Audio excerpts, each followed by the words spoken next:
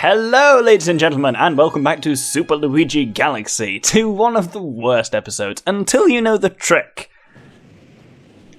It's a different kind of trick that one might necessarily be expecting, but yes, welcome to the Toy Time Galaxy and Luigi's Purple Coin. So firstly, we have 3 minutes here. That is it. And this entire level takes place on either tilty platforms like we're currently standing on, or platforms that disappear when you touch them. So, this level feels horrible. But there is one key thing to be learned from this level, and it's something that I learnt, unfortunately, way the fuck too late in my experience of Mario Galaxy, which is you gotta get 100 coins, 100 purple coins on this level, and then get the fuck out. This level has 150 purple coins on it, and that is crucial because you don't have to get all of them, which is really fucking important. You can actually avoid a third of the coins on this level and still manage it.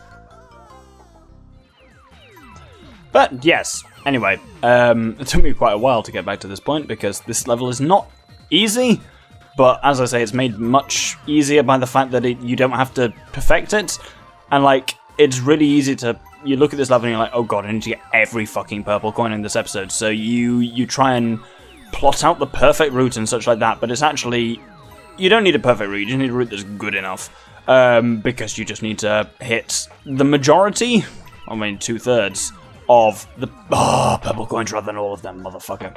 I have a route that I take, so if I put the speeder on, yeah, I'll show you the route.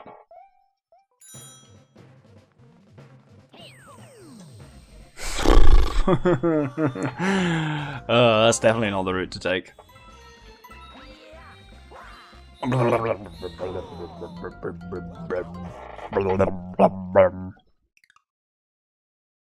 It's getting to me, clearly. I've cut most of it out, but I've actually failed this episode. Currently 15 times, roughly speaking, 10 to 15 times. It's really hard. I'm not kidding when I say it's one of the hardest episodes in the game. I would just try and show my route up until the point I was at, but actually the point I was at was remarkably successful and happens not most of the time. Like there, for example, I dodged a lot of coins there, but it's... You can't... It's what I'm saying about, like, the fact that... Oh, bloody hell. The fact that you don't have to get every coin is kind of key to the fact that you don't have to take a perfect route through the level, you just have to do enough to get the coins you need rather than be perfect, and you can really fuck yourself in this level by trying too hard to be perfect when actually you just need to try hard enough to get the coins you actually literally require. Because we've got 50 already, so therefore it's... I don't want to make a twat of myself by... Ooh, we're getting too many coins I don't necessarily require. And honestly, in that way... Moving across these yellow ones really does depend on what direction you're going in. Because, like here, they're tilting forwards, which isn't so bad. But when they're tilting against the direction you're running, it can be awful. And that's why it's nice to just occasionally do what I did there, just take big jumps over them. Oh! Oh, bugger. Oh, 73. Fuck me, and then let's go start all over again. Wonderful. Well, I'm going to restart. I'm going to attempt to restart from where I just was, but I'm aware that it might take some time to get me there. Oh, let's do a death montage then. Oh, that's one. Oh, I was doing really well there, 70, motherfucker. Oh, that was a stupid 6. Ugh, idiot. Oh, 8. That's not much better, really. Ugh. I was doing well. Ugh, that's gonna be a long night. Oh, well, that was a stupid jump. I know you need to do a little spin to get those 5 there, but that was far less than the spin I required to actually do that. Oh, as was that. Oh, I'm sucking at the spins of late. Oh, 13. Not great. I've made a silly mistake. There we go. Oh dear me, I've survived my silly mistake. So I need to make some inroads over here. I've not got that many coins left to gather. 88, 89. Oh, make a silly jump there, and oh, if I can do that sweet long jump there, oh, I'm gonna do it. Ooh, oh, bugger! Oh, Christ! Oh, I tried to do the silly long jump and I fucked it up. Motherfucker, 93 was that? I was so close there. There's a reason why I'm choosing the silly route I do all the way around the edge. Have a think about why that might be.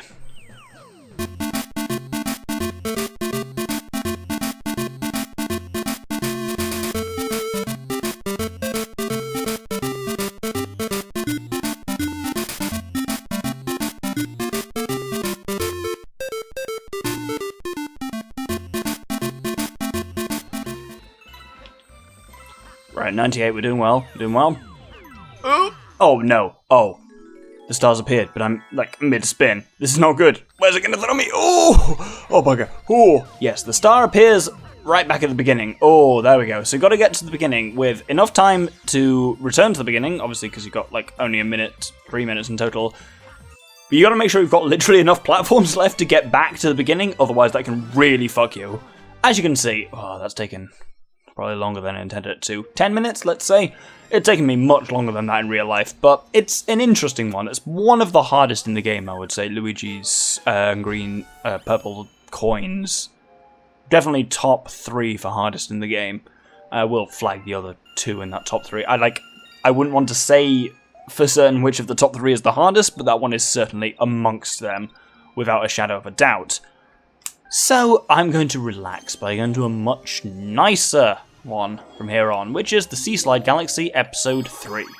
Level 3. Why do I keep saying episode? Because I love Mario Sunshine, I guess is really what it comes down to. Does it actually say anything here what it's called? No, it doesn't even say. They don't even get 1, 2, 3. It's just, yeah. Well, either way, we're going to go to Mission 3 in the Seaslide Galaxy, which is the Silver Stars of the Seaslide. And Silver Star Galaxy's missions are just really relaxing. They are, like, if anything, because it doesn't have the weird purple vignette coming in from the corners of the screen, more relaxing in a way than purple coin ones, because you get a chance to explore around. And this one is particularly nice just because, well, you got bees here. Even worker bees get holidays too, you know. What do you say? Talk to me, man. You hear a buzz. Okay, that's just telling me actually how to use the camera controls. You, Purplum, what do you say? I swam until my flippers couldn't flap anymore, but I didn't see a silver star anyway, which is the game's very, very polite way of saying you're used to swimming in the Seaslide Galaxy, but there are no silver stars underwater. And I like it's like last episode with the purple coins in the beach bowl, where like the game will tell you when you're about to do something stupid, like for example spend 20 hours searching around in the water. Here's our first star. And it's really nice of the game to have those limits there so you don't spend just absolutely ages exploring areas where there is nothing. It's nice that the game does basically rule that out for you. And some people find that a bit cheatsy where they're like, oh, the game just, it's too easy. And it's like, no, it's not actually. You just gotta actually think. Oh yeah, I think I saw a silver star over there somewhere. I think I may have said Silver Star, but either way, the Starshroom is the place to go. Whoop! Wonderful. Let's grab some of them. There is a Hungry Luma here, which will create a planetoid that we don't need right now, so let's hop into the cannon and head over. Oh, not to the black hole where my cursor was originally weirdly pointing, but in fact, if we head up here, we get a third silver star, which is pretty good. Let's drop. Oh no! And to the sling star. Oh no! Come on, kill me. There we go. I don't know why I said kill me. Well, that snuck out, certainly, didn't it? Right, now we need to... I don't know why I said it was my third one. It's very clearly my second. There's a third one, as you may or may not be able to see. Ooh! Obviously, water, not great for bees, and so it is kind of important this episode to remain Bee Luigi for as long as possible, so it annoys me how much press Bee Luigi gets compared to Boo Luigi. Like, so I talked about this when we were doing the, what's it called, choosing a favourite snack level. I was like, I'm going to choose Boo Luigi, because I think Boo Luigi just gets a real chronic underuse, and it's like, Boo Luigi is used in, like, 5-ish? Oh, can I not even pick that up as Boo Luigi? As Bee Luigi? Well, there we have it. Yeah, like, B Luigi is used in, like... Boo Luigi, sorry, is used in, like, 5 episodes in the entire game, whereas B Luigi feels like he features much, much more. And just feels a bit shitey. Just because, for me, like... Looking good, Luigi! Like, both are equally interesting, but I feel like just the game really underplays Luigi. Like, it's just, the game's like, oh, well, yeah, occasionally you got this spooky bullshit, I don't care. And so it's annoying when a game feels like it's specifically undoing its own power-up. If I open this, how the fuck do I get it right? So, you may have noticed what I'm attempting to do is get up this lighthouse. Do I need to use the sling star? Or is this gonna... What do you say? If you want to go see the captain, just use this. I'm pretty sure the captain is back at the start, so I'm actually not going to use that sling star at all, because that, I feel like, is a very much defeat of my aims. So we've definitely got... I mean, there's 3 stars to get, and one of them is definitely, like, I can see very overtly it's on top of this lighthouse. And maybe I've just been a complete idiot. Oh, it's not on top of the lighthouse, it's here. So, in answer to my question, yes, I am being a complete idiot. Can I make that distance? Okay, so we've got 2 more. One is there, as you can actually see, because it's in a little bubble, and one is there. So we actually do need to head back to the beginning. And there's a nice easy way to do that, which is this sling star here. Whoop! And so now we can continue the opposite direction to the way we started. I quite like this level actually is around the Sea Slide Galaxy, but actually doesn't in any way involve the Sea Slide itself, as in like the torus of water that's going around. It's quite cool to actually be able to explore the rest of the level, and it's really nice that it gives you an opportunity to do so. This feels like one of those levels that I really like in Mario Sunshine, like, say, Red Coins of the Coral Reef, or the Fluff Festival Coin Hunter, one of those kind of ones where you're just actually given a lot more free reign than you've had so far to really explore. Like, I guess this is a good chance to talk about Mario Galaxy. Like, don't get me wrong, I really like Mario Galaxy. It's a really well-balanced game. Whee! So we've made a new arc of water, which we hop in it. Takes us over to the middle. Yeah, it's a really well-balanced and very well-designed game in that sense. But I feel like it just doesn't quite have the... I guess a huge part of this is obviously nostalgia.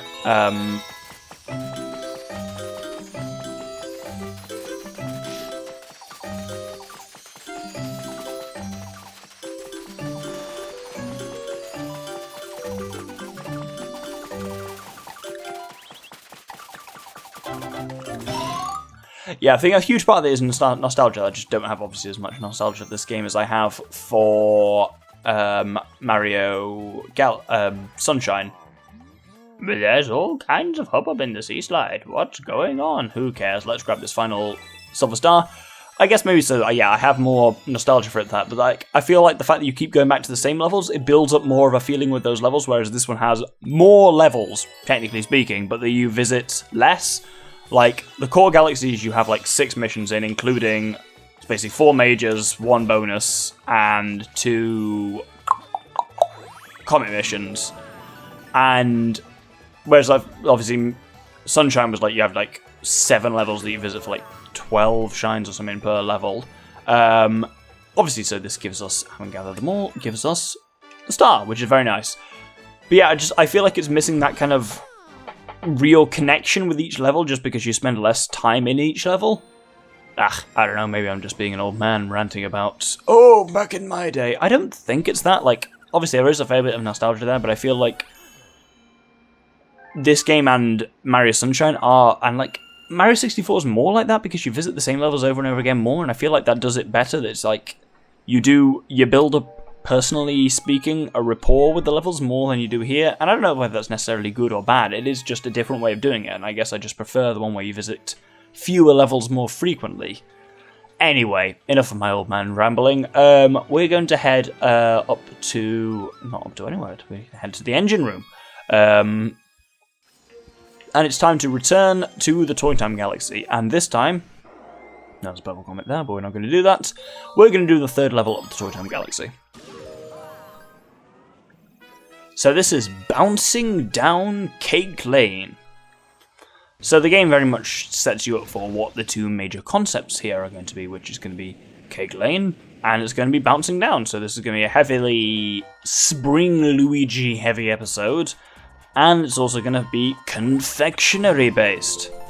What I do like about the Toy Time Galaxy is how pretty much each of the 3 episodes takes place in a very different part of it, and it does well for maintaining consistent theming, as in the idea of like the Toy Time, whilst you've got very little in common. I guess that's hinting at the point I just made about the last game, and maybe that's what I slightly miss from Sunshine, is the fact that because you're visiting the same areas, you have the same like geometry and stuff like that. You're in the same area, and you may do different things within that area, but at the core of it, you have got the same area. Whereas here, like, the 3 levels we've done so far in the Toy Time Galaxy, excluding Luigi's Purple Coins, which takes place on Luigi Meets Mario, which is episode 2 of this, you never cross it. It's uncommon in a core galaxy for you to like cross the same parts of the level twice, and as such, it's like you play the same feel multiple times, but the actual level is very different. Like, so you play through the Toy Time Galaxy, let's say, 3 times, but every time you play it, you never go to the same part of the level. So whilst you've got the same kind of like theming, the actual level which you're playing is very different. And so I guess that's really the kind of the core difference there. And obviously, I know I can't rule out nostalgia. Like, there's so much about like the GameCube era games that I love because, oh bugger me, oh Christ, they are the games I grew up with. Like, I grew up with Mario Sunshine, I grew up with the Wind Waker, I grew up with Star Fox. But in a lot of ways, this game is actually an interesting one for the assessment of nostalgia, in the same way Twilight Princess is, of like, so I think in a lot of ways, by the time this game came out, in the same way that by the time Twilight Princess came out, I'd already fallen in love with the Wind Waker, and that was the kind of, in a lot of ways, that's where my nostalgia is already set. But I mean, the language I use there is very interesting in that, when does nostalgia become set in that way of like, and like Twilight Princess, for example, is a very interesting one for, at that point, obviously, oh bugger.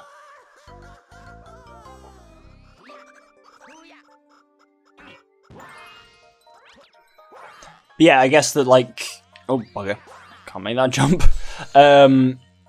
Like, I really like Twilight Princess, and actually, like, Twilight Princess is an interesting one in that I developed much more of an appreciation of that game than I had when I Let's Played it, because I was like, I enjoyed Twilight Princess, but I think I was, at the time, more excited for Twilight Princess than it delivered in the end, because that was the first time it's the first time I'm really aware of knowing that a game's about to be like released, that I was aware of hype and stuff like that in the build-up to it, and as such, I was prepared to be disappointed. And I remember enjoying it at the time, like, so much, but then, like, playing it back on the channel, it was so much fun. It was one of my favourite series that I've done, and it's also done really well, which does not hurt in any way with that. And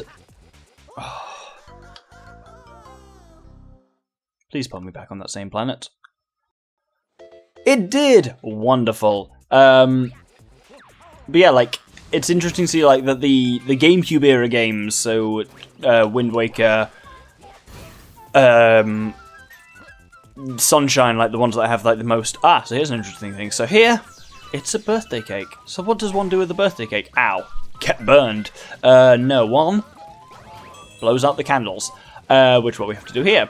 And so yeah, it's like, this one has been a fantastic game to Let's Play. Like, don't get me wrong, so far I really enjoyed this, and it's what are we on now, 19 or something episodes at this point?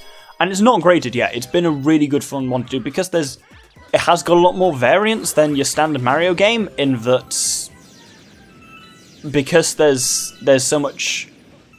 fewer galaxies, there's more galaxies with fewer missions. It means that there is more of a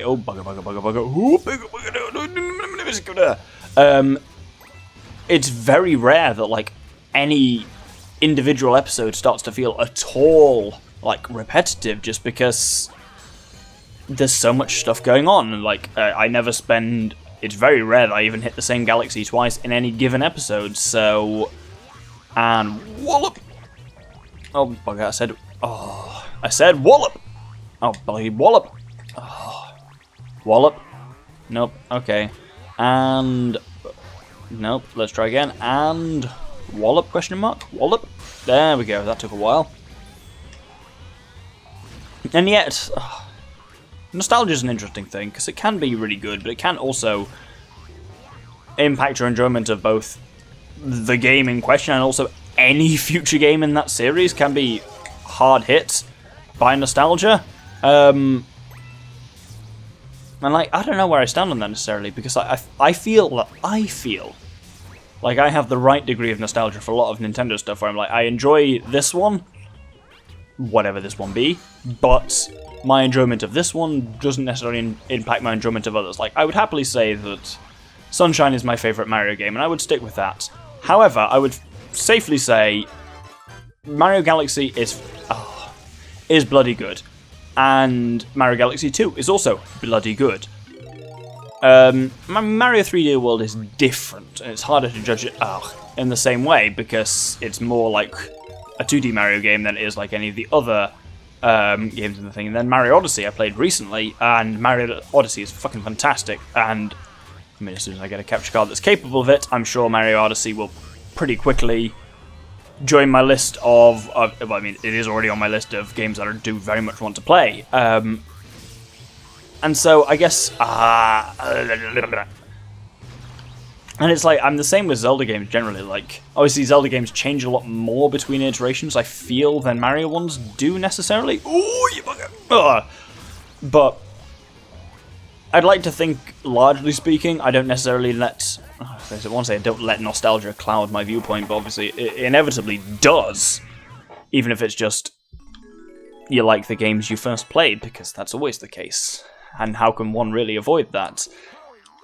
It's hard to tell, but I'm loving this one. Like, I guess that's the very least I can say is I am absolutely loving playing Super Luigi Galaxy. It's been so much fun, and I've looked forward to recording it every time I have done so, and as I say, I'm on to approaching the 20th episode, and it's absolutely not graded so far. Like, the only issue is this is amongst the busiest time of my life ever, because I'm currently, in the final stages of my PhD, so this isn't going to be the last Let's Play before I'm actually a doctor, but it's coming close to it. That I should be. So what is it at the moment? It is the 31st of May today. Well, it's been the 31st of May for 40 hours, so it's really, technically speaking, the 30th of May.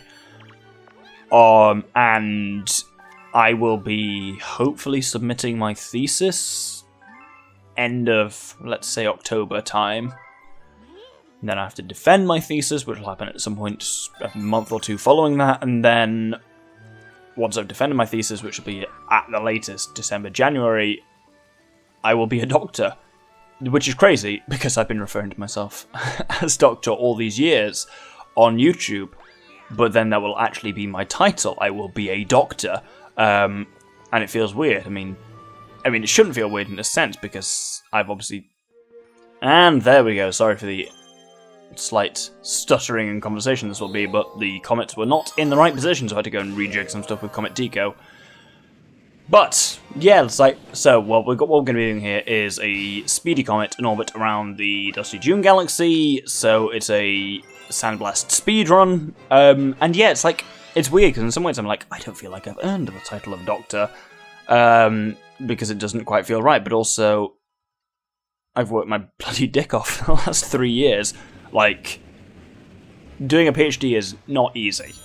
Like, it's a time-consuming thing, and sounds like a huge dickish thing to say this, but I wonder how many people have done a PhD whilst managing a YouTube channel on the side, basically full-time. Like, for the vast majority of my PhD, I've also had an upload go up every single day. I bet you not many PhD candidates could say they have that. And that I consider, yay, go me, I'm very smart. No, it sounds shitey when I say it that way. I'm going to head straight on. There is a live stream there, but it's actually really not worth going for. At this point, you just want to continue on with the level. Because, yeah, when did I start my PhD? I started it, for the reference of long-term channel fans, I started my PhD around the time I was like partway through... Oh, bugger. I was partway through Twilight Princess when I started my PhD, which is 3 years ago? I guess it must have been, because I've only been doing it for 3 years. I guess Twilight Princess took a while. I've had a lot of, like, Twilight Princess. Castlevania was short, but then I had... Mario... Paper Mario, then I had... Mass Effect. I guess I have had a lot of just time-consuming Let's Plays, so I guess I've not noticed time fly by quite so much as it has. But like it's, I guess when it did. Oh, okay. Oh, come on. There we go. That was a lot of very strange noises. But yeah, it's weird to think I will quite soon, assuming nothing goes heinously wrong. I will be a doctor, and yeah, it's been a tough road, obviously, because I guess you guys have. I mean, you've seen huge parts of it that you've. If you're a regular viewer, obviously you've been with me for the vast majority of that journey, but obviously you haven't seen how much my time is spent between the channels. Oh bloody hell! Oh, by the way, here on the speedrun, it's quite nice that all the desert winds are basically gone from here, so this section is really just about platforming.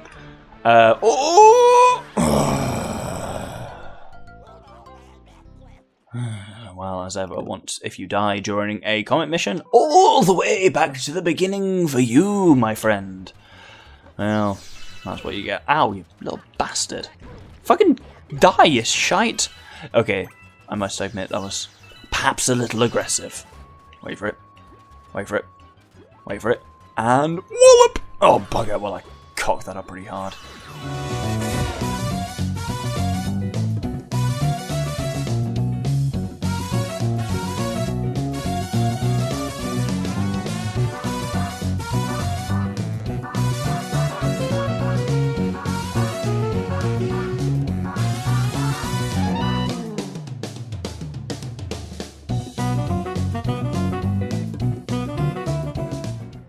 Yeah, I guess in a lot of ways it's an interesting one, really, because both the PhD and the channel have been, each has survived, as in I have survived each, because of each one's ability to mitigate the other.